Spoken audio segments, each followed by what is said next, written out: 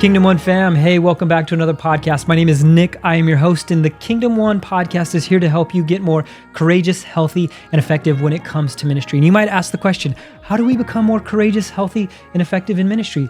I'm so glad you asked. It's through community, tools, and knowledge that will help you not only cultivate your calling, but create a culture within your own ministry that is going to propel the mission and the vision forward. On today's podcast, I am joined by author, pastor, and ministry consultant Jason Young. We're going to be discussing burnout, and we're going to have a real conversation on burnout. And to be honest with you, one of the best things that you can do is go to the website, don'tburnoutburnbright.com, to take an assessment to see where you're at. It's so important because I took this assessment, and I just want to let you know that it pointed me to go back to my values. There are 6 chapters within the book that are titled very, very specifically in order to help you deal with burnout and shifting from this burnout culture to move into a place where you can shine the light of Christ very bright. Let's hop into today's conversation.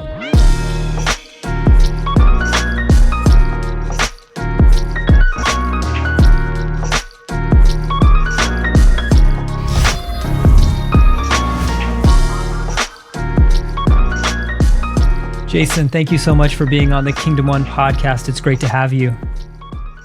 Thank you so much for letting me be here, Nick. Good to hang out with you today, my friend. Absolutely, absolutely.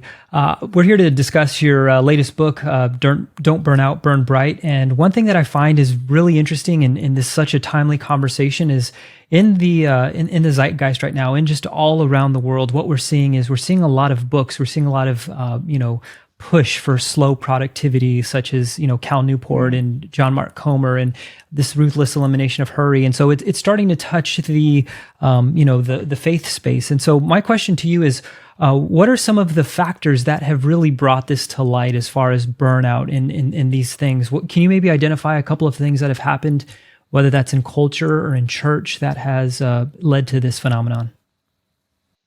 Yeah. It's always been around. Everybody's always been at risk to experience exhaustion. What's interesting is I also think there's been a bigger narrative that dates all the way back to the beginning of time. And I think there's a reason people are drawn to the ruthless elimination of hurry, or Cal Newport talking about, productivity. And there's this draw, I want that. But we built our lives that are in opposition to that. When you go back to the beginning of time, even in Genesis, rest comes up. It's almost like God knew what he was talking about, that you need this. And as humans, we you don't know what I need. And so we start doing all of these other things for whatever reasons, maybe good motives and other not so good. And so there is this at war. I really wish I could, but I can't because, and so therefore I feel stuck, which exhausts me, and I found my place at a place of burnout. So, comment on that. Specifically to your question, what's interesting is this has always been around. It's always been a thing. But I think what really accelerated it, or maybe it's not even the word, but accentuated it, if you will, is the pandemic. I really think it sped it up. It created more volume, because inside of the pandemic, and specifically to those in ministry, there were some things that began to be highlighted, and we're still seeing the remnant of that. So you have things like an increased amount of emotional labor. So I have to carry your burdens and my burdens. The difference is you have somebody, i.e. a staff person, a pastor, to talk to. But sometimes I don't always feel like I have somebody to talk to, so I carry both of ours. So you get this emotional labor. A lot of pastors and staff feel this new burden of financial, what are we going to do? Finance has changed. A lot of volunteers or church attendees left. They didn't come back. So our volunteers, we're still doing now the same amount with less people. We had to bury a lot of people. Or we had to support family members who were doing that.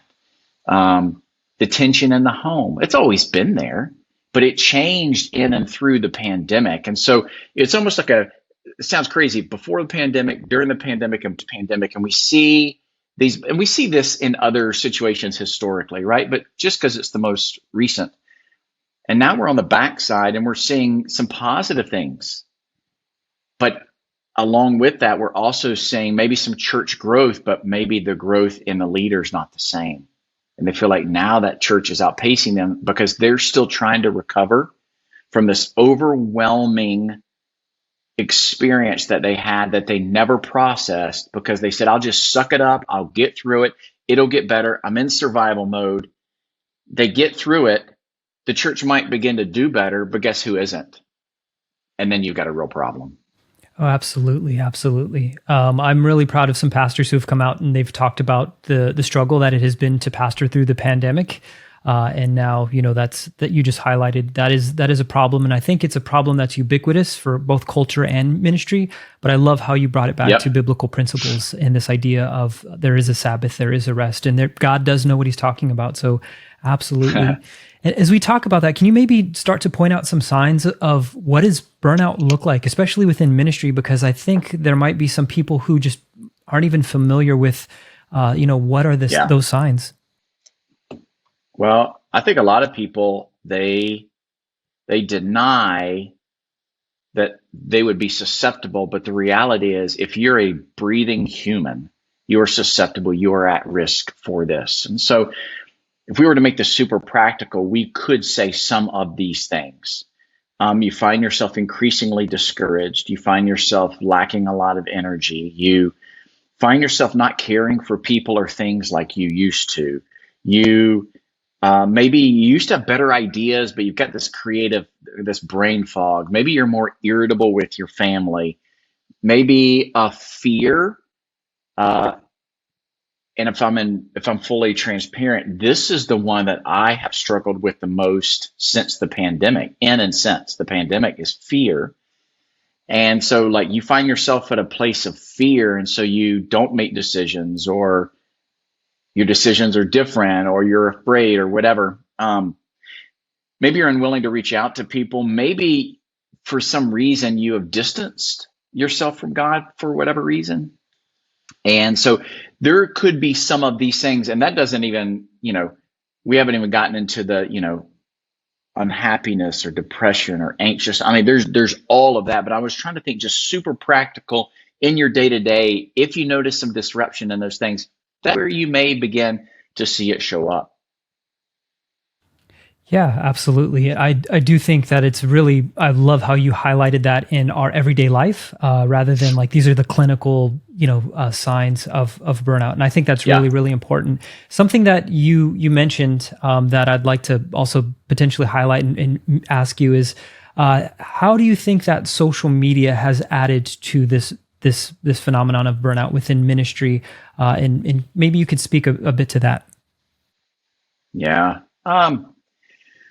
With anything like social media, I've seen some remarkable things come from it, great things. And to no surprise of anyone, I've seen some really discouraging and destructive things. You know what's interesting about social media, and to your question, social media, so here I have a mobile device in my hand. In any and all social media I have on this device, really what I'm saying is I am giving you, whoever you might be, you don't know me, most of these people, I'm giving you, in essence, unfettered access to my life. And we think that we are good enough to navigate giving all of these people access to our lives, and they in return give us access to their lives, which then leads us down roads of comparison or doubt or fear or, all of these things, or pride, and we begin to find ourselves in these kind of weird places that we think we can control until we find ourselves in those same exact places and we can't. And so can social media be an accelerant to feeling some sort of way towards feeling stressed, anxious, exhausted, and eventually to that place of burnout? And the answer is yes. Why? Because I think that we think we are that good that we can put the appropriate parameters without inviting helpful voices into our lives without allowing God to speak into our lives that he actually knows what he's talking about. And then beginning to make the small decisions of what does it look like for me to create a healthy life? And are those things allowing me to thrive and to flourish? And if not, I need to revisit what those things are. So that's what I would say related to social media. Yeah, thank you for highlighting that it can be an accelerant and move us towards that burnout. And what you're saying there, I'm sure there are people who are listening who might have a conviction at this moment of like, yeah, I do spend a lot of time on social and I probably need to scale back, or the things that I'm consuming need to, start to be adjusted. Because I do believe that there is a bit of discipleship that happens with our social media consumption. And, as God is calling us, to Sabbath and to rest and to, be healthy. I do think that your words are very, very integral in us understanding our limitations. And as we let me make this parenthetical comment. This made me laugh. So one might assume, you write books, you do all this stuff, and I'm just not on social media a whole lot as far as posting. I keep up with people. My good close friends and even my publishers like, Jason, you have really got to do, social media. I have had some people reach out to me and ask me, are you okay, man? I'm like, well, yeah, why? Is there something I don't know? And they're like, well, I mean, like, you're not like posting your stuff on social. I'm like, well, I had done that like in a year and a half. They're like, I know, are you okay? And we had these great conversations, but I kind of chuckled because I thought we've gotten to a place that when you're not posting, then you might not be okay. And I'm like, brother, I've done more work than I've ever done. The best clients I've ever had. Like, I mean, I could go down the list and it's like, yeah, absolutely. And I haven't been on social media. So it's just this interesting thing that we give social media more weight than it deserves. And if we're not careful, the weight that it gives back is more than it deserves, but it's usually not helpful. Oh, absolutely. Absolutely. 100%. And I think that's wisdom right there to understand that, we can have a good life outside of social. It is not the totality of life. It essentially is just, a fraction of what people are choosing to share and to show. And so I agree 100% that, when we don't post, that might just be a sign of health in and of itself.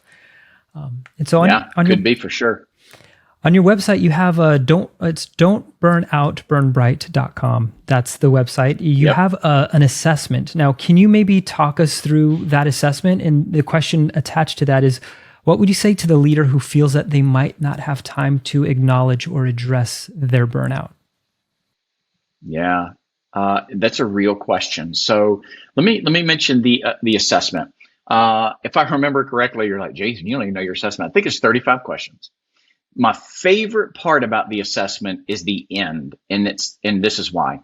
It only gives you one result. And that one result is, and again, it's not big, but the result is where you potentially or presently could be struggling that actually might contribute futuristically or even in the moment to your own exhaustion and burnout. So it gives you one result. The idea is this, that you take that one result and that this is the book, you go to the table of contents, and whatever that one result is, you go to the corresponding table of contents, go to that chapter and start there. And if you don't need to read the rest of the book, fine, don't read it. Start there, that one chapter. That's the whole purpose of the assessment, is just to get to a place to start. Now, if you're thinking, I just don't have time, for whatever reason, I got a lot going on, and you know what? You're you'll be a great story and a great statistic and a great example to tell about exhaustion and burnout. It's just timing. It's just a matter of time, because you're human. I don't care who you are, man, woman, it doesn't matter. We all are susceptible to this. And so typically what happens, you have a choice to make, and the choice is this. It's just about when. And it's, do I want to prevent it or do I want to recover from it? Those are your real choices. So you've got to spend effort and energy somewhere. Here's what I'll tell you. If you're on the front side, it will take effort, energy, time, and money. Okay? It will. If it's on the backside, it will take all of those things I just said exponentially more, especially when it comes to time and relationships. Because here's the thing. When you find yourself at a place of exhaustion, and hopefully this assessment can awaken that, when you find yourself at a place of exhaustion, you still got enough left in the tank to bounce back. But when you find yourself at a place of burnout, that means you ain't got nothing left in the tank and you're not bouncing back. You're going to have to crawl back. And that takes longer and it's more painful. So you just get to choose, where do I want to spend my time, effort, and energy? Sometimes, honestly, Nick, I see this is a matter of pride. This is a matter of overscheduled. This is I've battled this. Jason Young, have battled this. I love to be busy. I'm driven. I get it. I think I can do it all. I think I can be all things to all people. I was wrong. And so the idea of, not burning out is not just about avoiding and preventing burnout, but it's about taking the light that's inside of you and protecting it at all costs so that you can keep your light bright. Because when you keep your light bright, it draws people to you. That is so good. And I love how you make a distinction between exhaustion and burnout in those two. Like, I love how you just define that. Burnout is where you just don't have anything left in the tank. Exhaustion is where you could keep on going. So I think that definitely helps, ministry leaders. You talk about, just what you said, that scripture of, our light should be, like a city on a hill, essentially, not, under a basket. And so as we talk about that, maybe you can expound a bit on, the other side. I know we'll talk about maybe some next steps, but maybe paint a picture for what the other side of coming out of exhaustion and burnout looks like for those people who can't even imagine. What does that even mean? So when we go through situations and we think in the context of trauma, traumas are typically experienced alone, but the healing from a trauma is done with someone else or in a community. And for many of us, especially when I think about the church staff and senior pastors I work with, there's this mindset, well, I just suck it up and get through it, or I just push through it. And there's a little bit of that, and we're proud of resiliency. But if we don't work through the trauma, in other words, if we don't address it, and we're not naming it, then we can't tame it. And I promise you, if we can't tame it, it becomes a monster. And what the monster wants to do is discourage you and destroy you. And the reality is, you may think your calendar has moved on and you and your mind have moved on, but what's interesting about the body is it keeps the score. And that's where we see stress abound and exhaustion abound and burnout abound. Your calendar may look and feel better. You may think you look and feel better, but your body says, hey, FYI, you can't just move on. You can move forward, but you've got to move forward in a healing fashion. Absolutely. That is such a great book, Body Keeps the Score. And I am, it's phenomenal read. In the book, you talk about hustle culture and emotional labor and showing up sick and also like stuffing emotions and things that you talk about in the book. Could you maybe give us that story of how like hustle culture influenced you, and on the other side of that, where you see yourself now? Well, there's a combo here. Culture's one thing, and then how you are as an individual is another thing. So I'm a driver, right? And I like to get things done, a lot of things. I like them to be excellent. In my mind, I say perfect, but in reality, I know that doesn't even make sense because perfectionism is elusive, right? It lures you in and then it runs off. So you're always chasing it, but you never find it. But hustle culture, and again, a lot of people talk about this in great depth. We celebrate the people who hustle the most. We are not great at celebrating the people who are the most healthy. And I'm not talking about just culture as in like corporate culture, secular culture. I'm talking about church culture, right? We banner those who do the most. We banner those who achieve the most. And what it says to other people is, this is the model that is valued the most. Therefore, if you want to feel most valued, do this. When in reality, what we should banner the most is, what does healthy look like? It doesn't mean you can't drive and be healthy. It doesn't mean you can't achieve and be healthy. But I honestly, Nick, working in the church world for so long, I don't ever remember a supervisor, a boss talking about that. It was do more, do more, do more, not even be more per se, but do more. And so, and sometimes what I have seen is those who aren't bought into the hustle culture are shamed. And not in the positive side of what shame can do and can be helpful, but on the toxic side. And so we banner hustle. Again, nothing wrong with hustle. But we banner it in such a way that this is the model. If you don't do it, something's wrong with you. And maybe you don't fit here. Versus what could healthy look like? And inside of that is, yeah, we work hard. And we do these other healthy things as well, which goes back to what we talking about earlier is how do we navigate stress? How do we prevent exhaustion? How do we, when we are exhausted, what are some strategies? Because seasons happen, right? Maybe around Christmas, maybe around Easter, maybe around the fall when we're kind of ramping back up. Maybe we use the summer to plan, maybe all these different, yeah, and you might feel that exhaustion or tired. Like, what are some strategies? So I just think that we as a church culture, if you will, staff culture, senior pastor culture, XP culture, could do a better job of working on what does healthy look like and celebrating that. That's really, really good, which leads me to the next question is how do we become proactive in that emotional well-being instead of reactive? Yeah. Well, fortunately or unfortunately, we have to own it as an individual. But there is tension in that. And the tension is this. You may own it, but you may work in a culture that doesn't honor it.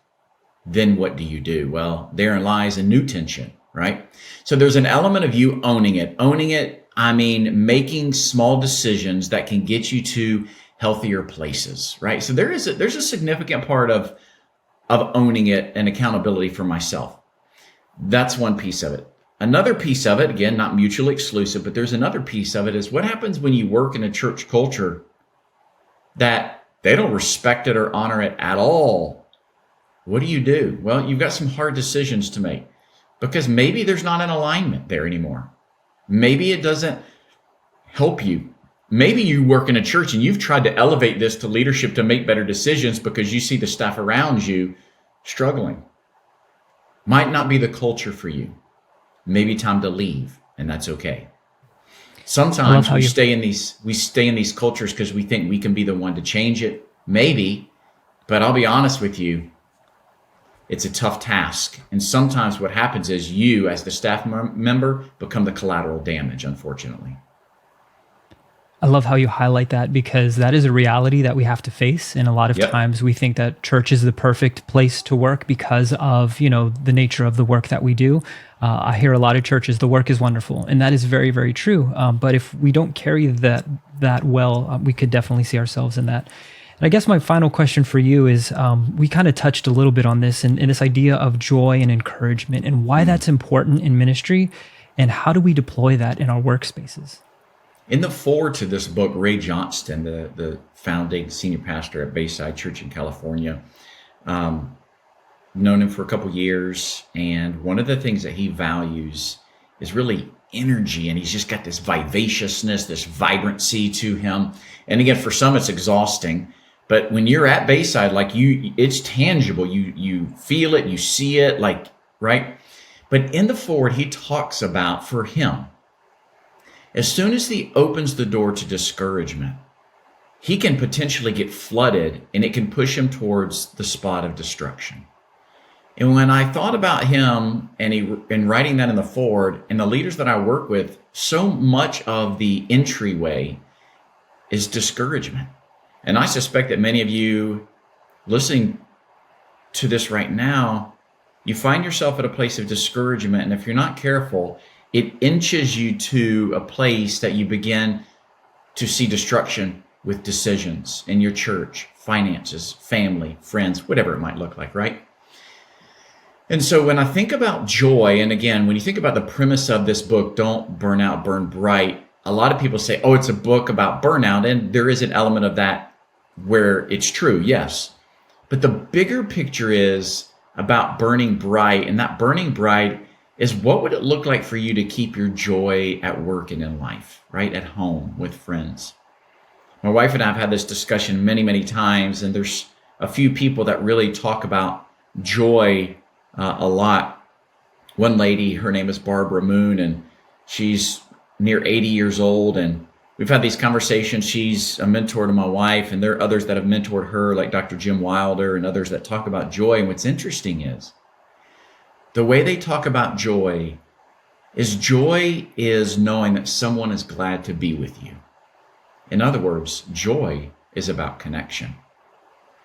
And if that is true, that would go against what many of us see in our operating systems as feeling like leadership is lonely, it's isolating. If that's the case, I wonder if that corresponds, if it's either correlation or causation, to a lack of joy. The leaders that I know that are joyful have people around them. I'm not saying it's 2 or 10. I'm just saying there's an element that they know that people are glad to see them. And most of that has shown up on our faces. In fact, it goes all the way back to when we were babies. And this is primarily around the mother's face.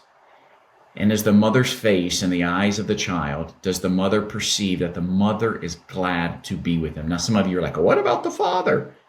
There's a part of that. But there's a significant part, and research proves this time and time again, that baby knows someone is glad to be with me. When you fast forward to teenagers and adult, it's the same thing. That's what, when someone walks in the room, what does your face say to them? Are you glad to be with me? Because if your face doesn't say that, they begin to realize you're not glad to be with them, and it takes away the potential opportunity for joy to be present. So what does that have to do with this conversation? I think one of the things that we can do better for and with each other is when I'm around you in a meeting, in a conversation, hanging out in the lunchroom, in the cafeteria, going out to coffee, whatever it looks like, is that I could, on my face, communicate, I am glad to be with you. And what that does is it begins to build up our joy buckets. So when we do have a hardship and we take a hit and it drains a little bit, it doesn't lead me to discouragement and destruction because my joy bucket is so full and I can withstand the hit. So we need each other.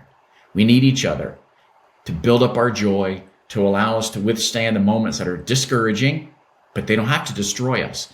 And we can find ourselves being resilient, making it through not because we're alone, but because we've made the intentional decision to go through the journey connected with somebody else or a group of people. Kingdom One fam, thank you so much for listening to today's podcast. We are so excited for having Jason on the podcast, and I hope you take that assessment to find out where you are when it comes to burnout or burning bright. And the truth of the matter is, one thing that helps us burn bright is to make sure that we are well rested. And I know that seems really strange coming from people who are specialists in HR, finance, marketing, and business strategy. But the truth of the matter is, if there's something that's keeping you up at night, if something has come across your desk and you just don't know how to solve it, chances are the team here at Kingdom One can help.